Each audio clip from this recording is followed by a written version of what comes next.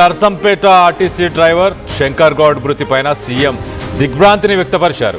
ఇటు శంకర్ గౌడ్ మృతి బాధాకరం అంటూ ఆయన చెప్పుకొచ్చారు. క్షణికావేశంలోనే తీసుకున్న ఒక నిర్ణయంతో ఫ్యామిలీ రోడ్డున పడింది అంటూ ఆయన చెప్పుకొచ్చారు.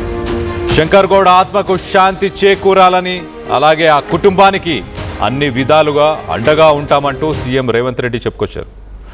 శంకర్ గౌడ్ ఫ్యామిలీని ఆదుకుంటాం, ఆర్టీసీ కార్మికులతో ప్రభుత్వం చర్చలు జరుపుతుంది, వాళ్ళ సమస్యలన్నిటినీ కూడా పరిష్కరించేందుకు సిద్ధంగా ఉన్నామంటూ ఇటు సీఎం రేవంత్ రెడ్డి మాట్లాడుకొచ్చారు.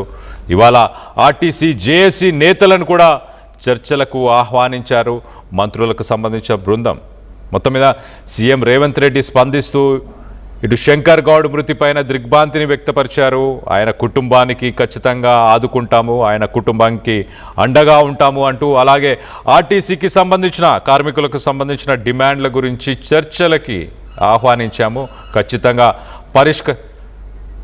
ఖచ్చితంగా పరిష్కరించేందుకు సిద్ధంగా ఉన్నాము అంటూ ఇటు సీఎం రేవంత్ రెడ్డి చెప్పుకొచ్చారు.